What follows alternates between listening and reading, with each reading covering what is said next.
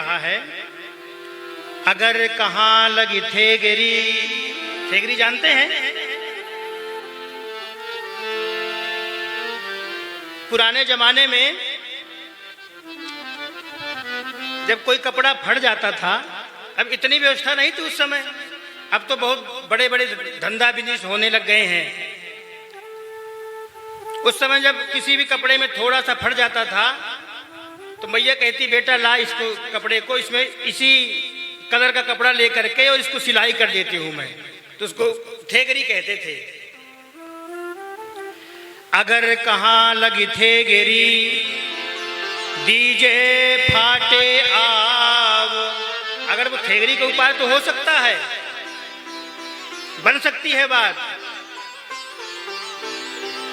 अगर कहाँ लगी थेगरी दीजे फाटे आव, आग लगनते झोपड़ा जो निकले सोला।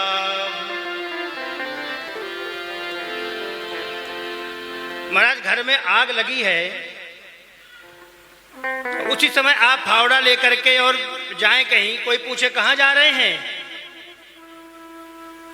बोले महाराज घर झोपड़ी में आग लग गई है, उसको बुझाने पहले कुआं खोदेंगे और फिर पानी प्रकट होगा कुआं से, फिर आग बुझाएंगे। भले आदमी जब तक कुआं खोदेगा तब तक झोपड़ी राख हो जाएगी जल करके। तो है व्यवस्था पहले से रखो ना,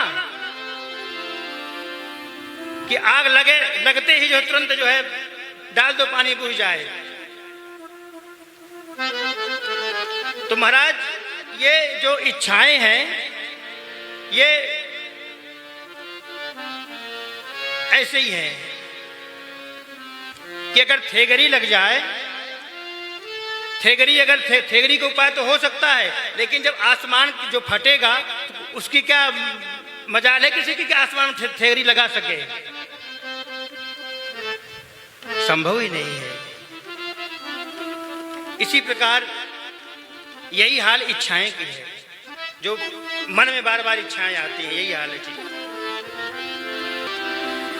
जितासनो जित श्वासो जित संगो जितेन्द्रियः, स्थूले भगवते रूपे मनः संधारे धिया।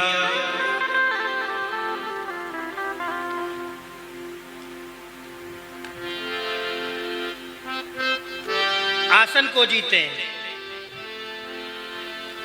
इतना अभ्यास हो कि कम से कम 1-2 घंटा एक आसन से बैठ करके भगवान का भजन कर सकें।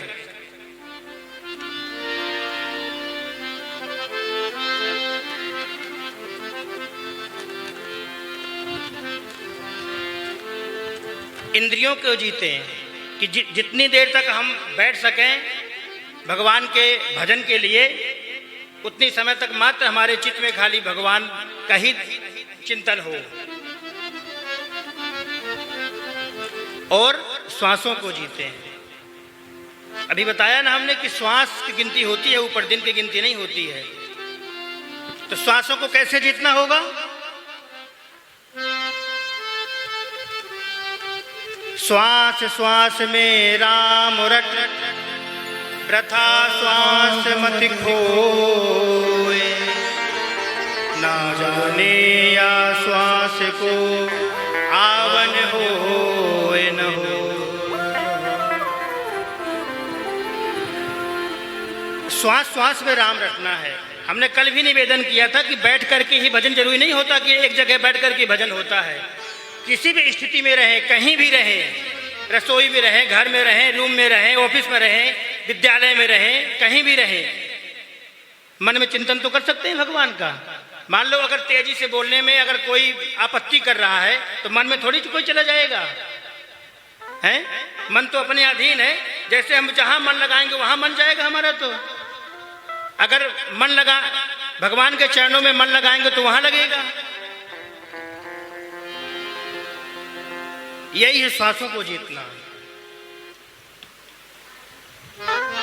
प्रत्येक श्वास में भगवान नाम होना चाहिए, प्रत्येक श्वास में भगवत का चिंतन होना चाहिए। इतनी कम से कम श्वास देना कि मरते समय आपको तो याद कर सकूं।